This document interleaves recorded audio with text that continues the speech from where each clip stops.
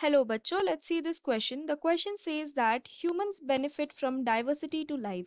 Discuss the statement.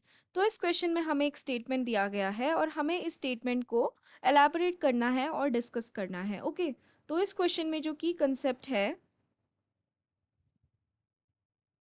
That is regarding biodiversity. ठीक है, तो इस बायोडाइवर्सिटी के अंदर जितने भी प्लांट एनिमल स्पीशीज हैं और बाकी माइक्रो ऑर्गेनिजम्स के स्पीशीज है that are present in this ecosystem in our environment, सबका सब it is included in this biodiversity. Okay, so this is very important for human benefits as well as the other organisms that are present there. क्यों? क्योंकि अगर bio like species के बीच में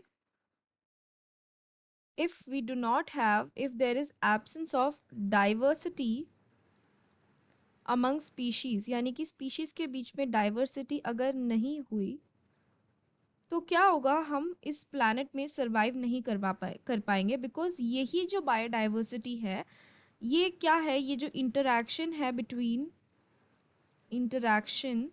between various organisms which is important for various like processes that take place. For example, food के लिए, ठीक है, ये जो interaction रहता है between organisms, this is important for food. ठीक है, and as well as energy. अगर ये interaction ही नहीं रहेगा तो ये food energy का जो भी balance है हमारे environment में, हमारे ecosystem में, वो पूरा टूट जाएगा. Okay, and this is the only force that is driving the nature. Okay, so this biodiversity is the only force driving the nature को चला रहा है ये basically.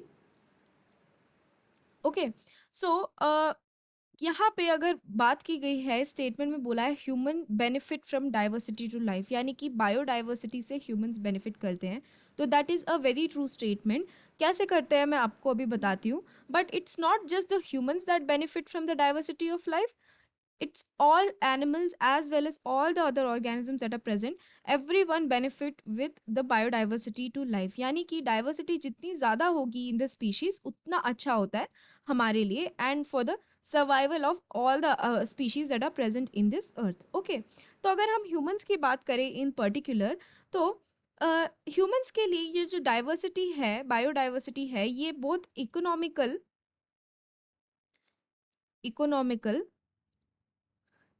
ओके, इकोलॉजिकल एसेट्स की तरह काम करता है ये बायोडाइवर्सिटी. यानी कि ये इकोलॉजी वाइज भी ह्यूमंस को बेनिफिट करता है, साथ ही साथ इकोनॉमिकल वाइज भी ये ह्यूमंस को बेनिफिट करता है. Another thing is this biodiversity, it ensures that सारे ऑर्गेनिज्म को फूड, एयर, वाटर जैसी जो मेजर चीजें हैं जो इम्पोर्टेंट है for the survival of any organisms, ये सबको मिले. Okay, everyone, all organisms get that. Okay, ये इकोलॉजी, ये बायोडाइवर्सिटी जो है ये इंश्योर करती है कि ये जो चीजें हैं, ये जो तीन इंपॉर्टेंट चीजें हैं for the survival of any organism, ये सबको मिले.